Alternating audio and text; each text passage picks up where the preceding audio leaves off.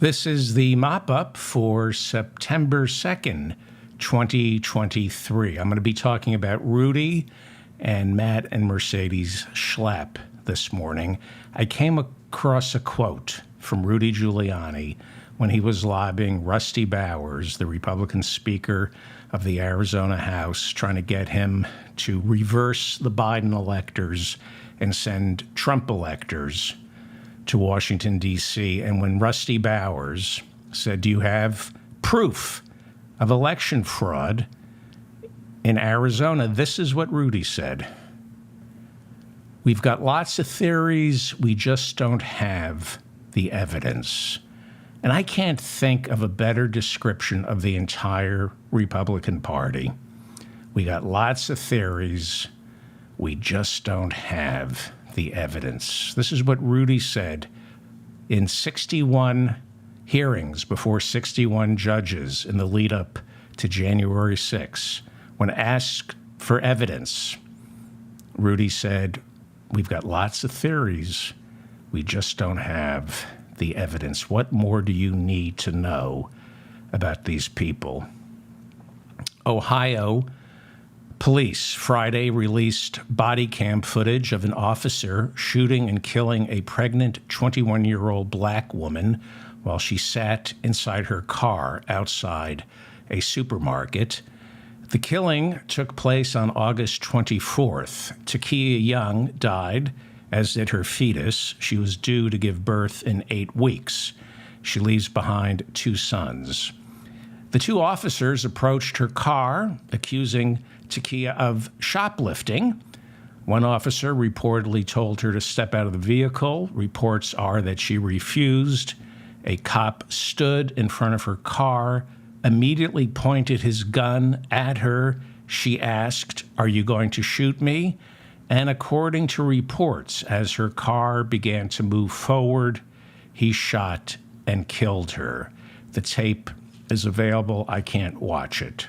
So if you want to tell me what you think is on the tape, I can't watch the body cam.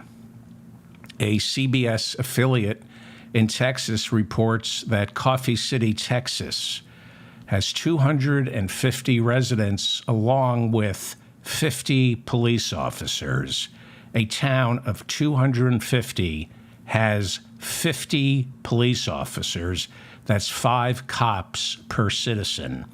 But the cops in Coffee City, Texas, more than earned their pay by issuing 5,100 citations last year, which ended up racking up more than $1 million in court fines for the city. And that's how a lot of towns do business these days. Instead of raising taxes on the rich, hire more police, have them harass poor people, place those people in a permanent cycle of debt, trying to pay off their court fees. KHOU, the CBS affiliate, reports more than half of Coffee City, Texas's police force are rejects from other police departments around the state of Texas. More than half were fired or suspended or dishonorably discharged for lying, associating with known felons, and public drunkenness. The head of the American Conservative Union and CPAC, Matt Schlapp, along with his wife, Mercedes Schlapp, who also works for CPAC, are being sued for defamation and man-on-man assault after a male GOP staffer said Matt Schlapp tried to forcibly hold his hand in Georgia last year. And after he reported it, Mercedes Schlapp tried to ruin his reputation.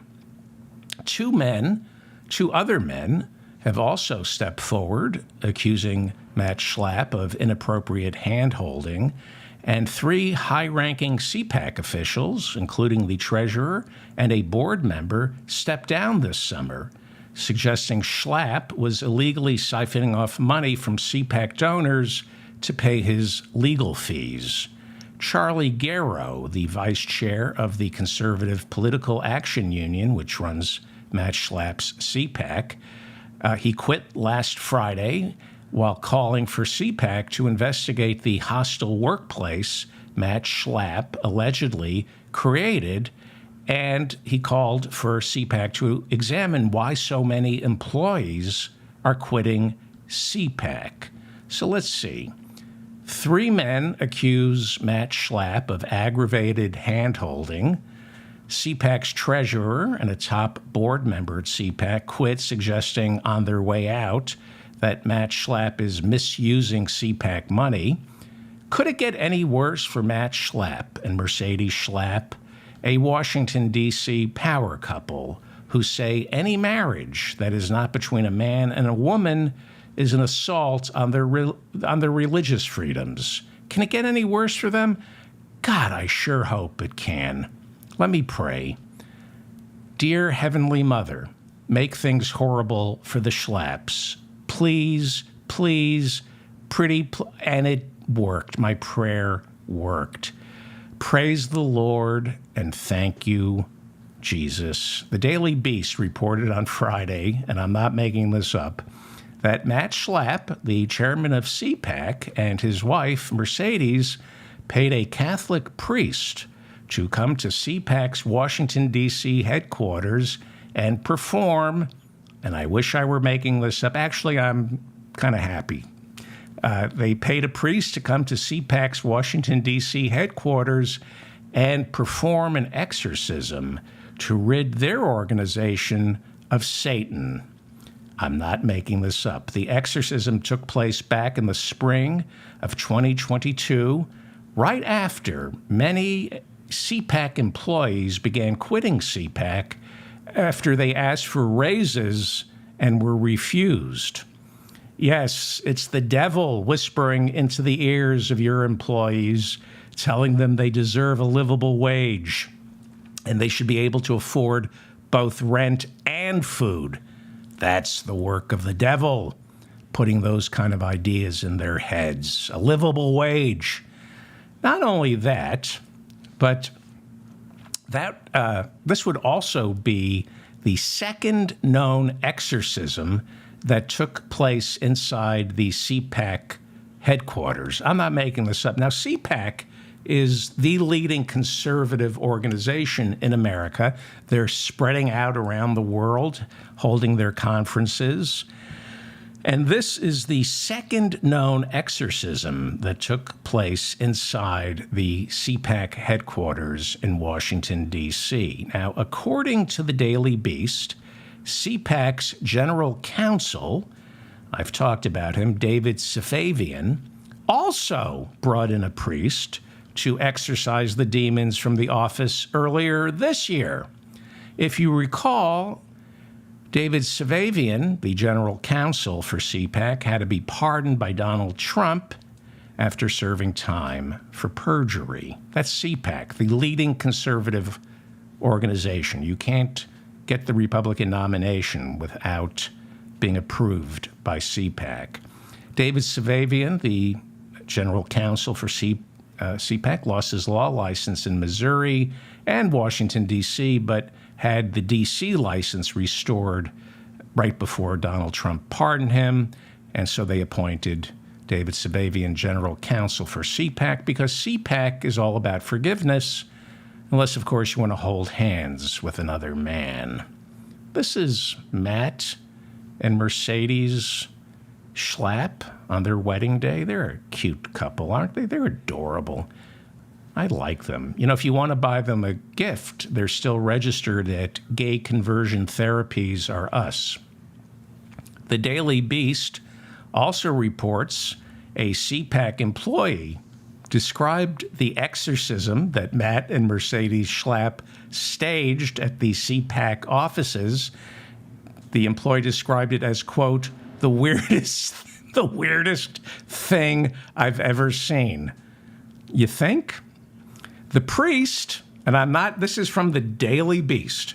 The priest reportedly walked around the CPAC offices sprinkling holy water, and according to the Daily Beast, employees started to elbow the priest into Matt Schlapp's office because, according to the Daily Beast, those employees insisted that's where most of the evil was coming from. It's in the Daily Beast. Go read this.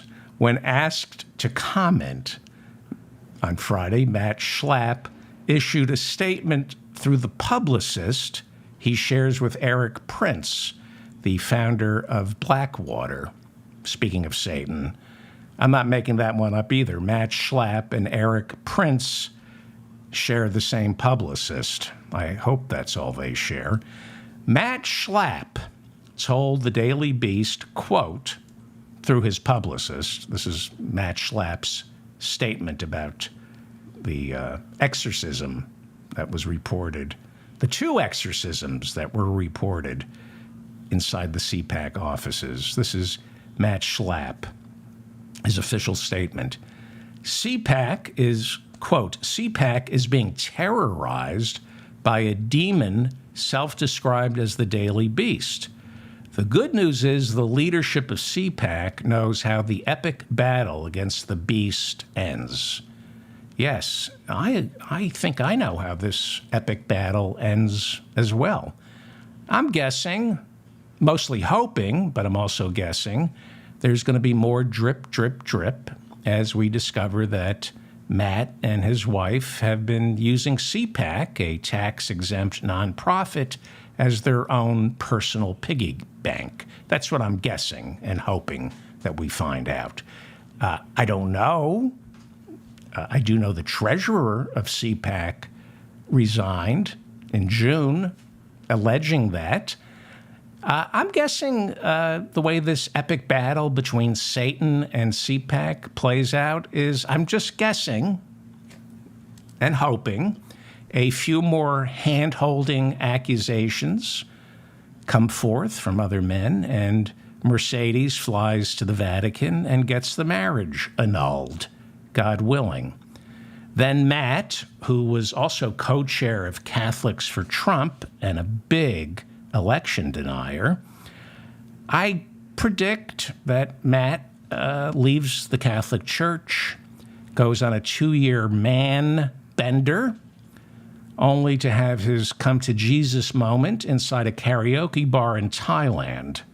He comes back to the United States, writes a confessional, and becomes a Southern Baptist preacher, selling prepper Christian diet supplements that kill the urge to hold hands with another man.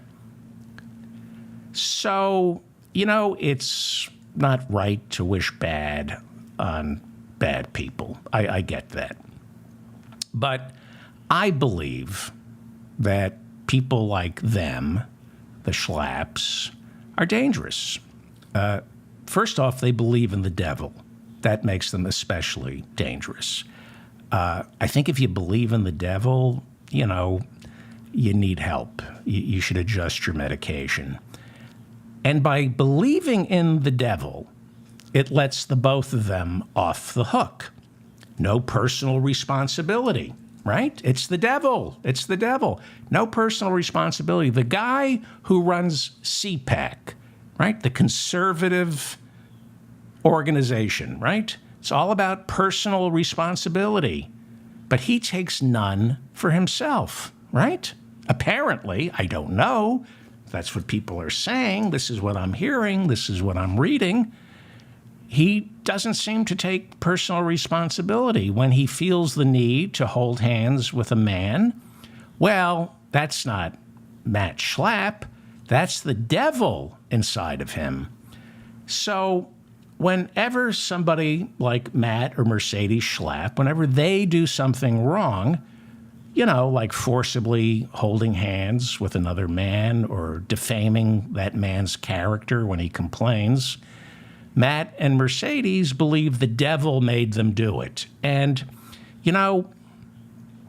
if you believe in the devil and you believe that holding hands with another man is the work of the devil, that makes you very dangerous for unsuspecting men who meet you.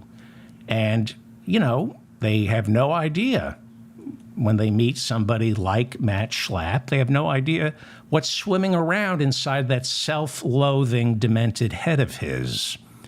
So I'm guessing this is conjecture from everything I've been reading. I'm guessing when people like Matt Schlapp get the urge to hold another man's hand, they believe the guy giving them the urge to hold hands is Satan tempting him, right? I have this monstrous urge to hold hands with this man. I'm being tempted by Satan. Satan, get thee behind me. Now get thee below me, Satan. Okay, now it's my turn. Now, if you've been raised to believe that holding hands with a man is a sin, and if you also believe that the devil is real, then those religious beliefs give you permission to lash out and beat the devil. And that's how Matthew Shepard ended up beaten, tortured, and left to die in Laramie, Wyoming on the night of October 6, 1998. This is some sick and twisted stuff, and it's got to stop. It's got to stop. It's sick, and it's twisted, and it gets people. Matthew Shepard, I believe, didn't they say he was crucified on a white picket fence? Believing in the devil, believing holding hands with a man is a sin, dangerous, demented, sick, and people really get hurt. They really get hurt because you've been taught that, because you believe that. So go F yourself. I have no sympathy for you. We live in the 21st century, and yet Matt Schlapp and his wife, two leading Republicans who worked in both the Bush and Trump White Houses, apparently they believe two men holding hands is the work of the devil, and that gets good men hurt. I do not wish ill on Matt Schlapp or Mercedes Schlapp, but I do not wish them good. I wish they would just disappear along with their rancid belief systems. Well, the Proud Boys are a far-right hate group, kind of like CPAC. The Proud Boys are a far-right hate group. They were founded back in 2016 as sort of a drinking club that celebrated Western values. They call themselves Western chauvinists. By 2020, according to new reporting from the BBC, the Proud Boys became a militantly anti-LGBTQ group with a special focus on attacking members of the transgender community. The BBC reports that the Armed Conflict Location and Event Data Project has determined that in the past 2 years, far-right anti-trans groups have been involved in more than 200 attacks in America against the LGBTQ community, with the Proud Boys leading a good number of those attacks. On Friday, two leaders of the Proud Boys were sentenced to prison for the role they played on the January 6 attack against our nation's capital. Proud Boy Ethan Nordian was sentenced to 8 years in prison for seditious conspiracy. Nordian is a 33-year-old, and he was found guilty of being the point man on the ground for the Proud Boys on January 6 because Enrique Tarrio, the leader of the Proud Boys, had been arrested January 4th, and after his release, which was before January 6, Tarrio was warned to stay out of Washington, D.C. But Enrique Tarrio was also convicted of seditious conspiracy, and his sentencing is next week. It's worth reminding everybody that Enrique Tarrio, the chairman of the Proud Boys, has been an FBI informer for at least 12 years. That's according to Reuters and according to the Washington Post. I believe according to the Washington Post, but I know this to be reported by reliable sources, Enrique Tarrio was also an informer to Washington, D.C.'s Intelligence Bureau. Washington police have their own little intelligence agency. Enrique Tarrio was talking to the Washington, D.C. police and the FBI. I don't know what he told them, but he's going to prison.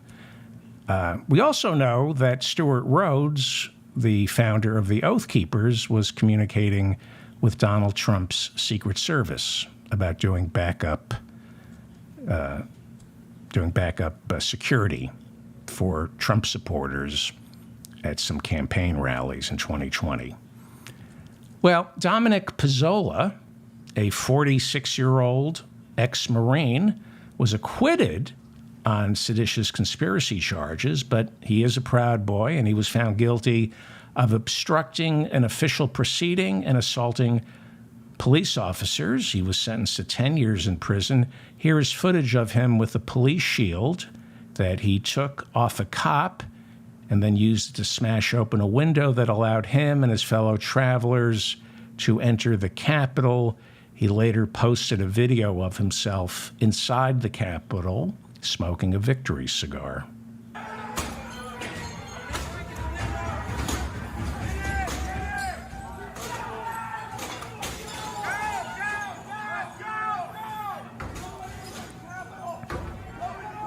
Victory smoke in the Capitol, boys. This is awesome. I knew we could take this motherfucker over. We just tried hard enough. Proud of you, mother. That is a former Marine, 46-year-old former Marine. During his sentencing, Pezzola broke down before the judge and cried. He apologized and pleaded for leniency. But once the judge sentenced him to 10 years in prison and then left the courtroom, after the judge left the courtroom, Pezzola turned to the crowd, raised a fist, and shouted, "Trump won." Have fun in prison. Well, this is the Labor Day weekend here in America, the last gasp of summer. It's time to cut loose and drink. And joining us is Senator Ted Cruz. Thank you for joining us, Ted Cruz. I want to ask you about January 6th, if you don't mind. Now, I want to ask you about the Proud Boys. On January 6th, you and the demented dentist turned congressman Paul Gosar from Arizona, you two were the first participants in the Green Bay sweep. That was a plan hatched by Trump advisors Peter Navarro and Steve Bannon.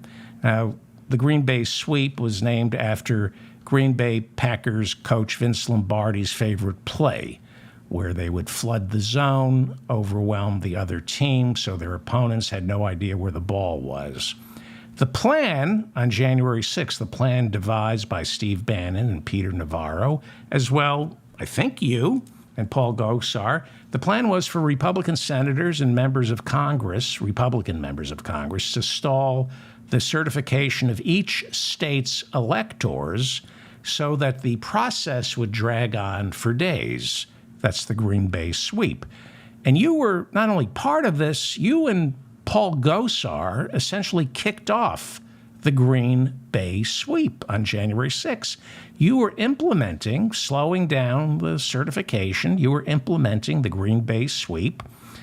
It was going to take days to certify, but then right in the middle of your challenge to the Arizona electors, the Proud Boys and the Oath Keepers stormed the chamber, and you had to run for cover, and that ruined the Green Bay sweep. We never got to see if the Green Bay sweep would have worked. Do you have a message for the Proud Boys? Frankly, they can kiss my ass. Yeah, you're pretty pissed off. Okay, it's Labor Day and you're drinking, everybody's partying. Rudy Giuliani joins us. You called that day for trial by combat.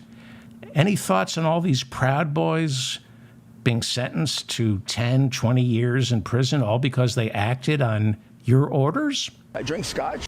Okay. Ted Cruz, anything you'd like to tell Rudy? I mean, you were right in the middle of your Green Bay sweep, slowly and methodically peacefully overturning the election results.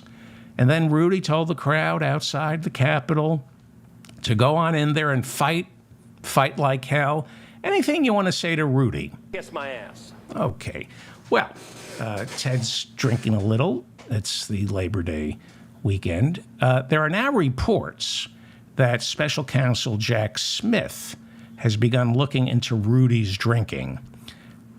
Jack Smith, the special counsel, reportedly is taking testimony from several close advisors inside the Donald Trump White House. They all say that everyone in the White House knew Rudy was drunk all the time and could not be trusted. Jack Smith is getting this testimony in anticipation of Trump's defense, which seems to be, I'm the victim of bad lawyering. That seems to be the defense, that he was just taking the advice of his lawyers and that I'm innocent.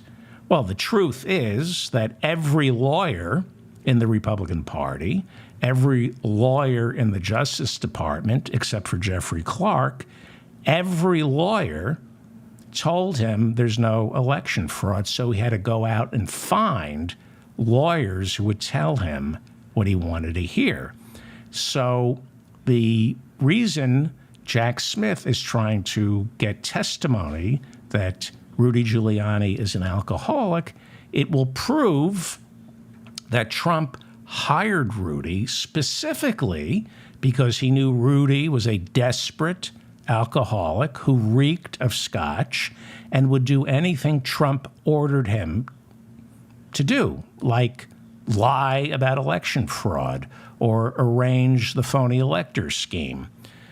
But Rudy has to testify as to his drinking, right? So I found an old interview with Rudy 2 years ago, and he was asked about his drinking. So you do not believe that you have a drinking problem? I know. I don't know to believe it. I know I'm not. I mean, no, I'm not an alcoholic. I'm a functioning You're a functioning... alcoholic. Yeah, you're a functioning alcoholic. That didn't work the way I wanted it to.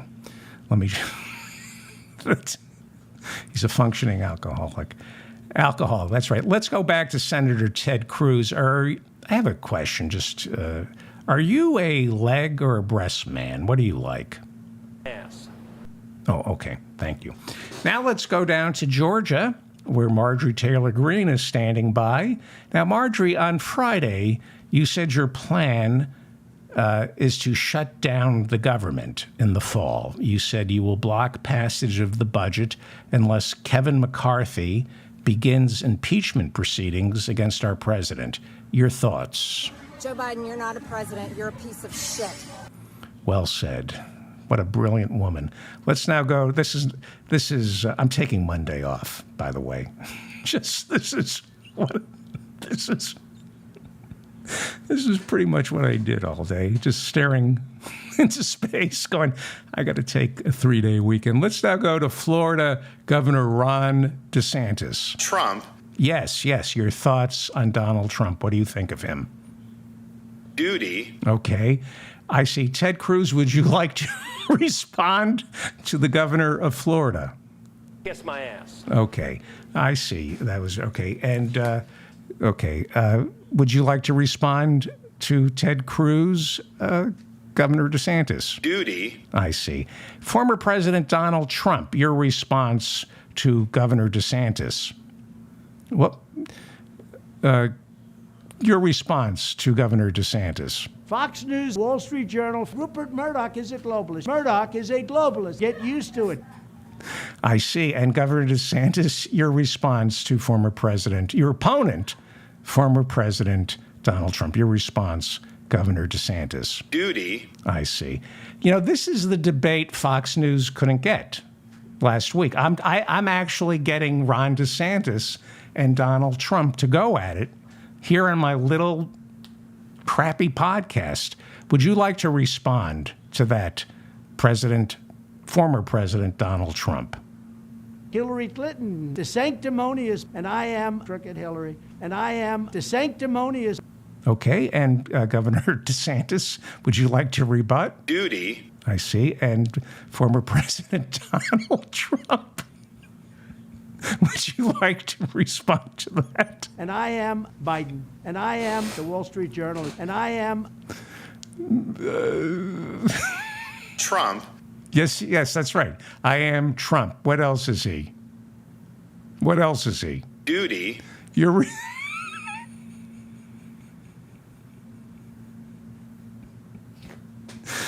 Your response, Mr. Trump, to this, please. and I am crooked Hillary. Okay, and Ron DeSantis, your rejoinder, please. We're running out of time. duty, I see. And President Trump, And I am crooked Hillary. you said that already. Mr. DeSantis, duty, okay.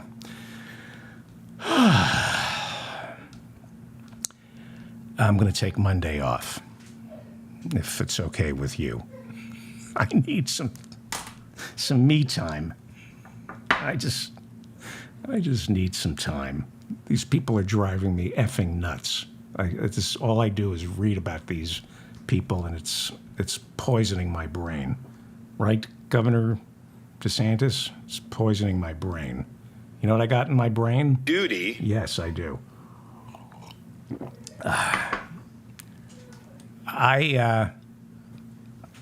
Okay. Well, where am I? duty, Yeah, I know that. Here we go. All right, let's get. As a congressman 11 years ago, Ron DeSantis voted against a $10 billion disaster relief bill for New York and New Jersey after Hurricane Sandy. But now that he's governor of Florida, he's on the phone with Joe Biden every day trying to get as much money as he possibly can from FEMA after his state keeps getting hit by hurricanes like the one this week. Because there are so many climate change-related national emergencies, Joe Biden is asking Congress for an additional $4 billion so FEMA can continue to send help to states like Florida.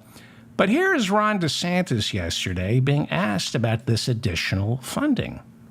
Do you support the Biden administration's call for more money for the FEMA disaster relief fund? They're looking for $4 billion more dollars. You know, how Washington handles all this stuff, I don't quite understand. Yeah, you don't quite understand, yeah. So that's why you'd make such a great president, because you just don't understand how this stuff works, because you don't have a clue.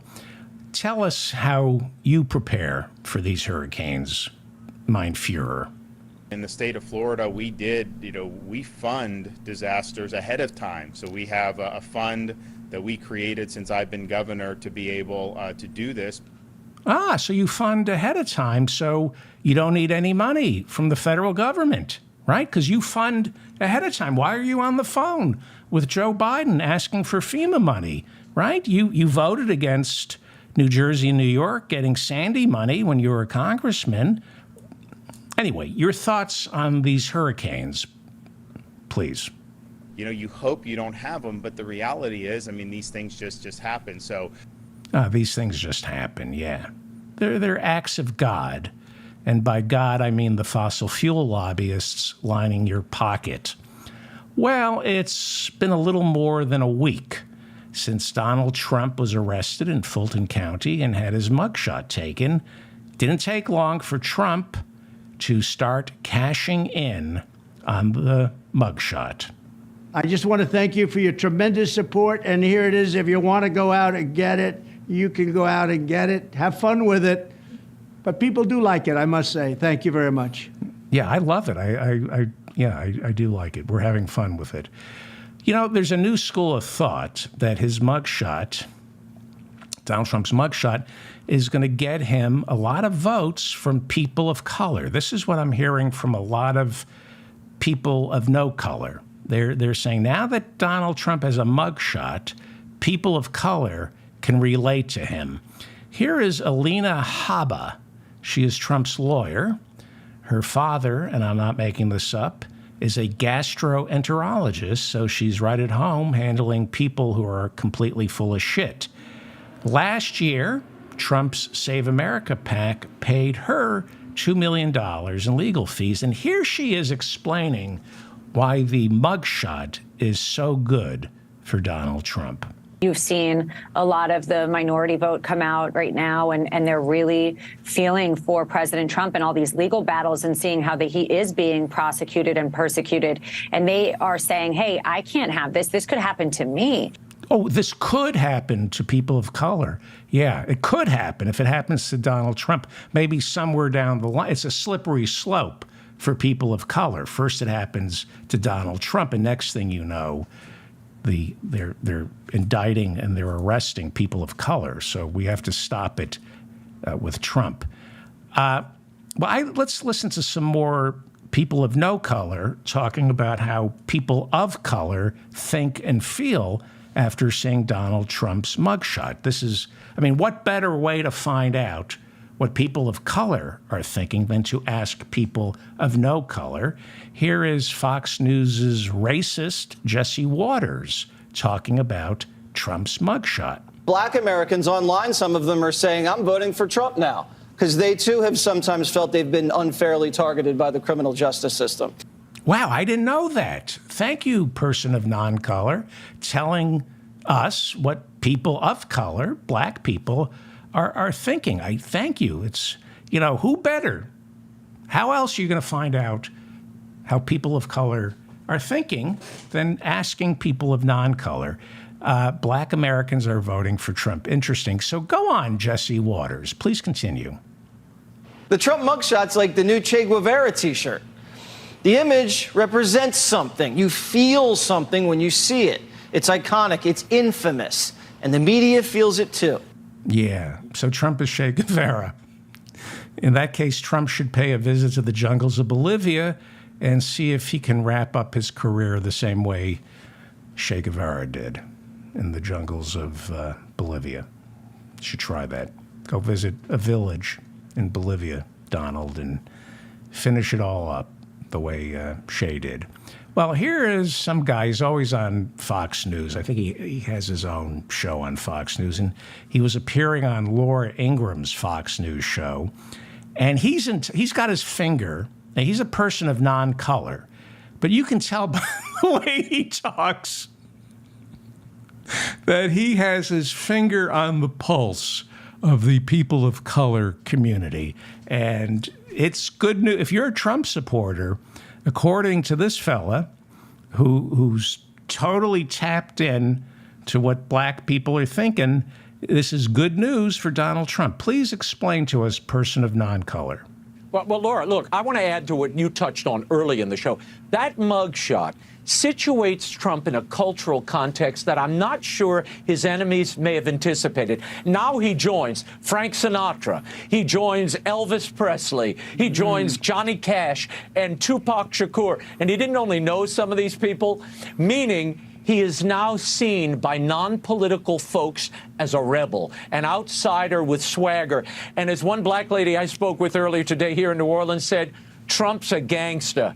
And that means he has cred among a new block of voters that perhaps have never given him a serious look, and now they're looking again. Wow, thank you, Whitey Crackerman. So you spoke to a black woman in Louisiana. This is great. What better way to find out what a black person is thinking than to watch Fox News? And okay, and what Whitey Crackerman? What did she say about the mugshot? Trump's a gangster. He's a gangster. Okay, and so why? And this is a black woman who's happy that he's a gangster. What does that mean? Explain this to me. Hang on. Hang on. What does it mean, Whitey Crackerman? And that means he has cred. Cred. Still not getting you. The black people, or this black woman you spoke to in Louisiana, said he's a gangster and he has cred. So this is good for Donald Trump. I don't understand what you're saying. Continue. Among a new block of voters that perhaps have never given him a serious look, and now they're looking again. Black people are looking at Donald Trump. They're giving him a second look because he has a mugshot. Oh, I got it. Because it's Fox News and you think all black people are criminals. I get it. So they can now, because black people are all criminals, that's what Fox News has taught us. All black people now can relate to Donald Trump. Wow, what an enlightened view of racial politics. Thank you, Whitey Crackerman. Very interesting. Well, I don't know if Donald Trump needs a mugshot, his own mugshot, to relate to black people, because I think in the past week, Donald Trump scored some really big points, got his cred with the black community because of the way he came to the rescue of Harrison Floyd, the leader of Black Voices for Trump. You know Harrison Floyd. We've talked about Harrison Floyd, the leader of Black Voices for Trump. He is one of Donald Trump's co-defendants down in Georgia. And Floyd, this is where Trump really showed his cred to the black community. Floyd couldn't afford a lawyer, couldn't post bond, and Donald Trump came to his rescue by leaving him there inside the Fulton County Jail to rot for 5 whole days because tough love. That's how much Donald Trump loves the black community. He came to Harrison Floyd's rescue by giving him what he so desperately needed, tough love, right? He loves Harrison Floyd so much, he's not going to help him get out of jail or find a lawyer. Tough love. That's the tough love that Donald gives to Eric and Don Jr. and Ivanka. No favors. Make it on your own. That's the tough love that earns Donald Trump street cred among the black community. You know, I love hearing white people talk about what black people are thinking and how they're going to vote. I mean, we could ask black people what they're thinking, but why? We have Trump's attorney, Alina Abba. We got Jesse Waters. We got Laura Ingraham and her creepy guest, Whitey Crackerman. But you know what? If you really want to know what black people think, go straight to the source. Let's hear from Bill Maher and John Cougar Mellencamp. I would say that the playing fields are a lot better than the cotton fields. That's what I would say about that. Maybe I'm crazy, John, but it seems like making no money as a slave picking cotton was not as good as playing left field for the Yankees. I mean, I'm sure there were reasons why. Dave Winfield has some beefs against Steinbrenner. I'm sure. No doubt, there is 1 or 2% of black people in America who have a better life. Oh, stop. That's what you think? 1 or 2%? Okay, let's say 10%. I'm just pulling a number out of my ass. Wow. Who needs a subscription to Jacobin, The Economist, The New York Times, The Washington Post, The Nation magazine, when you can listen to these two, Bill Maher and John Cougar Mellencamp, discussing whether black people have it better now or they had it better back when they were slaves. This was a real conversation that Bill Maher did on his YouTube show. Did black people have it better as slaves, or do they have it better now? And like I keep saying, who better to answer this question than Bill Maher and John Cougar Mellencamp? Thank God the conversation wasn't clouded by asking Cornel West. Boy, Bill Maher and John Mellencamp, there's a meeting of the minds. It's like listening to Bertrand Russell and Buckminster Fuller at the Oxford Union engaging in a 3-hour farting contest. Alina Abba, your thoughts? That's, I think, why people get nervous with Trump. He doesn't do what's popular or what's right. What? Say that again, please. Say that again. That's, I think, why people get nervous with Trump. He doesn't do what's popular or what's right. Say that again. I just want to make sure I heard that. That's, properly. I think, why people get nervous with Trump. He doesn't do what's popular or what's right. Interesting. And you're a lawyer. Mr. Trump, your response? Fox News, Wall Street Journal, Rupert Murdoch is a globalist. Murdoch is a globalist. Get used to it. And Ted Cruz? Kiss my ass. Okay. And Rudy, your thoughts? I drink scotch. Okay. And Governor Ron DeSantis, I'll give you the last word. Governor Ron DeSantis, we just spoke to Rudy. Hey, Governor DeSantis, I'm going to give you the last word. Can you think of a... Can you think... I'm writing a song. Can you think of a word that rhymes with Rudy? Duty. Ah, thank you very much. Anyway, I'm taking Monday off. I'm taking a 3-day weekend.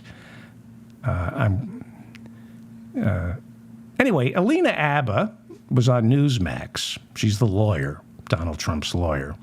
And she was on Newsmax. She was on the Greg Kelly show, and Greg had a guest host. I don't know her name, but she sure loves Trump.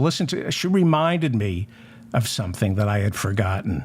I remember, I'm old enough to remember that when the 9/11 terror attacks happened, Trump raced down to ground zero. He used his own money to help pay for recovery efforts. He was a hero. He was a hero to America, to New York. Yes, he was. Yes, Donald Trump. I want to hear that again. I love that. We're all going to die. I remember, I'm old enough to remember that when the 9/11 terror attacks happened, Trump raced down to ground zero. He used his own money to help pay for recovery efforts. He was a hero. He was a hero to America, to New York. Yes, he was. Yeah, we all remember that. How could you? He was Donald Trump was a hero on September 11th. The way he rushed down there to ground zero, rummaging through the wreckage, trying to find if there was any money in anybody's wallet. We all remember that, Donald Trump. And not like Rudy Giuliani, who cowered in his office on January 11th. Right, Rudy? I drink scotch. Yeah, you drink scotch. Yes, you do. Well, Rudy is having that big $100,000 a plate fundraiser that Trump is throwing for him at Trump's Bedminster, New Jersey Country Club next week. It's going to be look it up, a $100,000 a plate dinner to raise money for Rudy's legal defenses. And you know what they're serving? Nothing, because nobody's showing up. Nobody's showing up. Yeah, but here is Rudy lying. I mean, this guy, you know, he just lies. Here is Rudy on Newsmax Friday with Eric Bolling talking about the defamation case that he just forfeited. But here's how he's spinning it. Mr. Mayor, thank you for your time. I know there was a Politico reported that you had been found guilty of a crime, and they were going to try and get you to pay for it. I got to go. I don't have time to talk about it, but again, I haven't been found guilty of anything. It was a discovery motion, and they are completely lying about it. They're completely untrue. You see what's happening? You see what's happening? They can bleed you dry of money just to defend yourself about these complaints and charges and whatnot. And whatnot. They bleed you dry for whatnot. What did he do? Rudy was just availing himself to look into election fraud and whatnot. Well, first off, Rudy is lying. I mean, it's just amazing what you can get away with on these news stations. This is Newsmax. And, you know, somebody should sue Rudy, because I don't think he's been sued yet, but he's posting his number here to raise money for his legal fees. This is fraud. He's lying about his legal problems. I think this is fraud. It'd be nice to see him sued for once. Rudy's lying. He defaulted on that defamation lawsuit. I've been talking about this for a week. There was this defamation lawsuit filed by two election workers, a mother and a daughter named Ruby Freeman and Shay Moss. And Rudy almost got them killed. They had to go into hiding. He kept going on national television, accusing them of stuffing ballots for Biden, passing around secret thumb drives, quote, like they were vials of heroin or crack cocaine. Nice, right? He defamed them. And Rudy, you admitted you lied about them. You ruined their lives, and the judge convicted you this week because you refused to turn over any of your documents. But you just keep lying. He just keeps lying.